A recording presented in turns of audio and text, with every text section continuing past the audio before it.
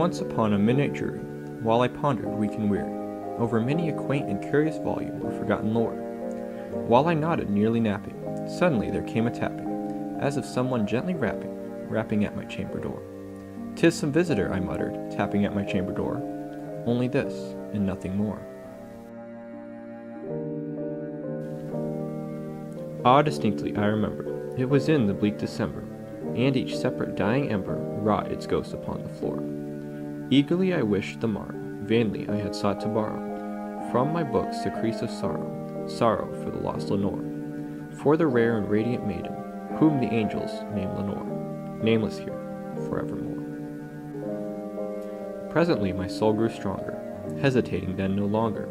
"Sir," said I, "or madam, truly your forgiveness I implore. But the fact is I was napping, and so gently you came rapping, and so faintly you came tapping at my chamber door, that I scarce was sure I heard you. Here I opened wide the door, darkness there, and nothing more. Open here I flung the shutter, when, with many a flirt and flutter, in there stepped a stately raven, of the saintly days of yore. Not the least obeisant made he, not a minute stopped or stayed he, but with mien of lord or lady, perched above my chamber door. Perched upon a bust of Pallas, just above my chamber door. Perched and sat, and nothing more.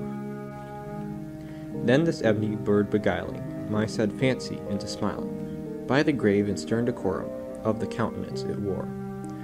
"Though thy crest be shorn and shaven, thou," I said, "art sure no craven, ghastly grim, an ancient raven, wandering from the nightly shore.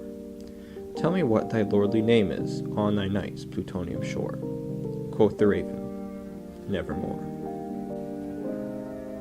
But the raven, sitting lonely on the placid bust, spoke only that one word, as if his soul, that in that one word did he outpour. Nothing further than he uttered, not a feather than he fluttered, till I scarcely more than muttered, "Other friends have flown before. On the morrow he will leave me, as my hopes have flown before." Then the bird said, "Nevermore." Then methought the air grew denser, perfumed from an unseen censer, swung by seraphim whose footfalls tinkled on the tufted floor. "Wretch," I cried, "thy God hath lent thee, by these angels he hath sent thee, respite, and nepenthe from these memories of Lenore. Quaff, oh quaff this kind nepenthe, and forgot this lost Lenore." Quoth the raven, "Nevermore."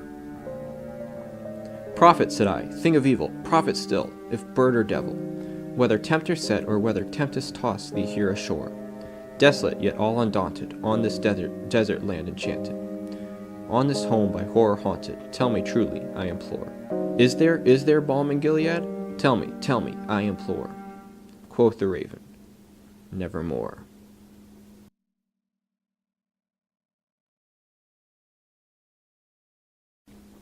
And the raven, never flitting, still is sitting, on the placid bust of Pallas, just above my chamber door. And his eyes have all the seeming of a demon's that is dreaming, and the lamplight o'er him streaming throws his shadow on the floor. And my soul from out that shadow that lies floating on the floor shall be lifted nevermore.